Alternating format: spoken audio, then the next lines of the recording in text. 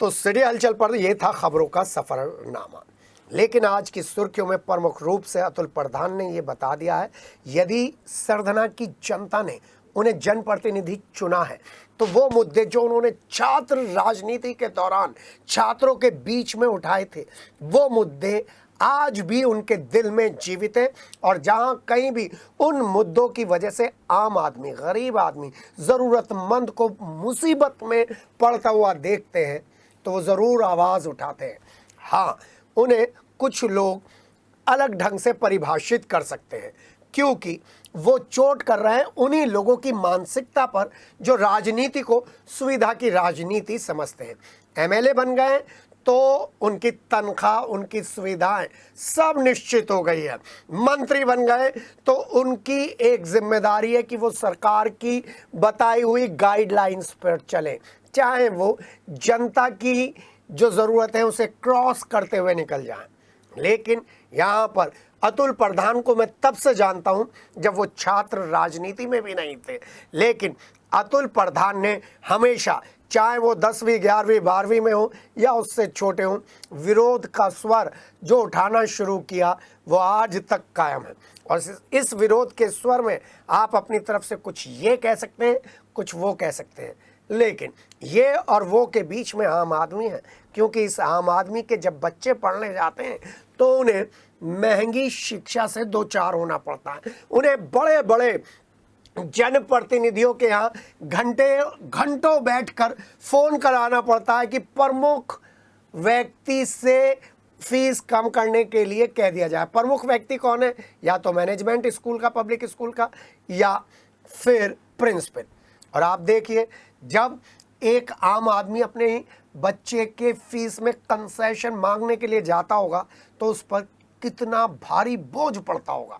और ये जो बड़े बड़े स्कूलों के मालिक हैं, जो बड़े बड़े चेक मुख्यमंत्री को दे देते हैं, पार्टियों में दे देते हैं, अपने स्कूल में गरीब बच्चों को एंटरटेन नहीं करते। लेकिन मुद्दा अगर अतुल प्रधान ने उठाया है तो स्वागत योग्य है। क्योंकि जब भी मैं डॉक्टर्स की लिस्ट देखता हूँ, बड़ी माफ़ी के साथ कहता हूँ क्योंकि मैं डॉक्टर्स को बड़े सम्मान के साथ देखता हूँ, कि उनकी जो प्रेस्क्रिप्शन फीस है वो 1,000 रुपये से शुरू होकर 2,500 और 3,000 रुपये तक है 5 दिनों के लिए, सिर्फ 5 दिनों के लिए। ज़रा सोचिए कितना बड़ा बोझ है। सिर्फ जाकर 5 मिनट बात करेंगे और 1,000 से लेकर 2,500 रुपये तक सीधे हो जाएंगे। और अगर सोचिए अस्पताल में पहुंच गए, थोड़ा सा दिल में दर्द हुआ और उसको ऐसे दिखा दिया गया कि भैया मामला बहुत ख़राब है, तो 30,000 रुपये से नीचे नहीं आएगा प्राइवेट अस्पतालों में। मैंने अपने पिछले डिस्कशन में भी अतुल प्रधान और दूसरे जनप्रतिनिधियों को संबोधित करते हुए एक छोटा सा सुझाव रखा था, क्या हम लोग ऐसा ही एक मिशन सरकारी अस्पताल और सरकारी स्कूलों के लिए नहीं चला सकते कि उनमें हर चीज़ की क्वालिटी इतनी इम्प्रूव हो जाए कि सरकारी खर्चे पर पढ़कर आए हुए डॉक्टर्स इन लोगों का इलाज करें। लेकिन ये बड़े दूर की कौड़ी है। आप कहेंगे साहब दूर की कौड़ी क्यों है? क्योंकि आज ही की खबर देख लीजिए। आज एक होनहार बिटिया, मैं बार बार कह रहा हूँ, होनहार बिटिया एक पब्लिक स्कूल की है जो डीएम बनी है। अगर यही बिटिया एक सरकारी स्कूल की, यूपी बोर्ड को टॉप करने वाले स्कूल की होती तो इन सरकारी स्कूलों के प्रति लोगों की नजर पड़ती। जी हाँ, ये एक्सपोजर का बहुत बढ़िया मौका था जो मेरठ प्रशासन चूक गया है। हाँ, गांव में नहीं चूका है, यहाँ पर तो चूक गया है।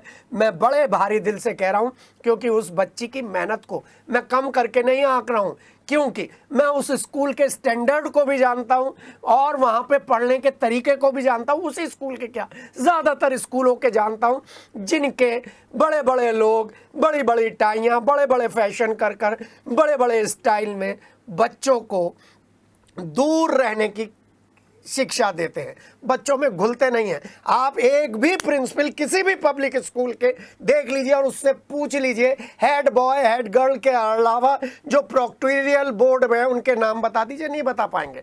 क्या कोई अपने सब्जेक्ट का प्रिंसिपल बच्चों के बीच में जाकर क्लासेस लेता है। मैंने तो अभी तक, मेरे सामने तो ऐसा कोई नहीं आया, चाहे उसे राष्ट्रपति का पुरस्कार मिल गया हो, चाहे उसे कोई विशेष पुरस्कार मिल गया हो, चाहे उसे प्राइवेट आयोजनों में पुरस्कार मिलता रहे, लेकिन जब वो क्लास में जाता है तो सिर्फ आके देखता है, 10 मिनट खड़ा होता है, निकल जाता है। यहीं पर मेरठ प्रशासन से आज अपील थी, इतना बड़ा मौका था, इसमें सरकारी स्कूल की, गर्ल्स सरकारी स्कूल्स की बेटियों को मौका दिया जाता और वहाँ की बच्चियों को देखिए आप, कितना मेहनत करके वो आगे बढ़ती हैं। उनके घर की जो पोजीशन है ना गांव में, आप देखेंगे तो अंदर तक हिल जाएंगे। किसी के डैडी ऑटो रिक्शा चलाते हैं, किसी के डैडी मजदूर हैं, किसी के डैडी सब्जी का ठेला लगाते हैं, सब्जी का छोटा सा ठिया लगाते हैं, लेकिन उनके हौसले आसमान से बुलंद हैं और वो अपनी बेटियों को पढ़ा रहे हैं। ऐसी बेटियों को लेकर आना चाहिए था, इन बेटियों को भी लेकर आए, उसका भी स्वागत है, लेकिन एक प्रोग्राम बना लीजिए, ऐसी बेटियां भी यहाँ पर आएँ, सरकारी डिपार्टमेंट में आएँ। जी हाँ, जब मैं निकलता हूँ ना आरजी इंटर कॉलेज के सामने से, मुझे बड़ी खुशी होती है क्योंकि वहाँ भीड़ लगी रहती है। जब मैं निकलता हूँ हार्वर्ड प्लास्टिक के सामने से, भीड़ लगी रहती है बेटियों की। जब मैं निकलता हूँ स्माइल इंटर कॉलेज के सामने से, बहुत देखकर अच्छा लगता है। इसी तरीके से गर्ल्स कॉलेज में जब बच्चियाँ बहुत ही कॉन्फिडेंस के साथ एजुकेशन लेने के लिए जाती हैं तो गर्व से सीना चौड़ा हो जाता है कि जो हमारे आज़ादी की लड़ाई लड़ने वालों ने हमारी इन बेटियों के लिए सपने देखे थे वो साकार होते जा रहे हैं, लेकिन आज कहीं चूक गए। लेकिन अतुल प्रधान ने जब ये मुद्दा उठाया है तो ये मुद्दा दबना नहीं चाहिए, राजनीति की भेंट नहीं चढ़ना चाहिए, क्योंकि ये मुद्दा तो आप सबका मुद्दा है। ये मुद्दा तो शिक्षा का है, सार्वभौमिक अधिकार है। हमारे स्कूल में जितने भी स्कूल हैं उनमें आरटीई लेकर ये जो मेरठ सहोदय महान के लोग हैं ये वहां जाकर धरना दे देते हैं कि जी आरटीई में हमारे यहाँ पर क्यों एडमिशन कर रहे हैं, और उन्हीं स्कूलों के बच्चे को भी लोग एडमिनिस्ट्रेशन, और उन्हीं स्कूलों के बच्चों को आप, उन्हीं पब्लिक स्कूल के बच्चों को और एक्सपोजर दे रहे हैं, उन बच्चों को एक्सपोजर नहीं दे रहे जिन बच्चों के लिए उत्तर प्रदेश सरकार काम कर रही है, जिन बच्चों के लिए अतुल प्रधान सरीखे नेता विक्टोरिया पार्क में बैठे हैं। बात कड़वी ज़रूर है, लेकिन कड़वी बात सच्ची बात है। एक एक वो शख्स मुझे भारत के दुश्मन की तरह नजर आता है जो पब्लिक स्कूल और प्राइवेट हॉस्पिटल के जरिए भारत के नागरिकों की मजबूरी का फायदा उठाता है, और मजबूरी का फायदा उठाकर सैटरडे को ऐसी जगह पर चला जाता है जहां से उसका फोन ही नहीं लगता। डॉक्टर्स की बात कर रहा हूं। और फिर अगर किसी के दिमाग में चोट लग जाए और दिमाग में चोट लगने के बाद उस अस्पताल में डॉक्टर ना पहुंचे तो 1 आध घंटे में ही कोई भी आदमी अपनी जान से हाथ धो डालता है। उन लोगों के खिलाफ ये अतुल प्रधान का जो आंदोलन है वो काबिले तारीफ है। हाँ, हिंसा नहीं होनी चाहिए, शांतिपूर्वक हर प्रदर्शन होना चाहिए, और एक दिन अतुल प्रधान को ज़रूर ऐसे मुद्दे उठाने चाहिए जिससे सरकारी विभागों के डॉक्टर्स और सरकारी स्कूलों के टीचर्स के लिए भी समर्थन जुटे। समर्थन का मतलब तो समझ गए ना? हाँ, उनके काम करने के लिए समर्थन ढूंढने जाएंगे अतुल प्रधान साहब तो आपको पता चलेगा कि वहां पर कैसा काम हो रहा है। एक बार फिर बीएसए आशा चौधरी को एक बड़ा एक्शन लेने के लिए बहुत बहुत साधुवाद। पीएम श्री के स्कूलों में जाति बर्दाश्त नहीं की जाएगी, ये बीएसए आशा चौधरी ने बता दिया है। लेकिन मैडम आपसे एक रिक्वेस्ट है कि आप और लोगों पर भी नज़र डालिए जो लोग राजनीति के जरिए बच्चों का हक मार रहे हैं। नमस्कार।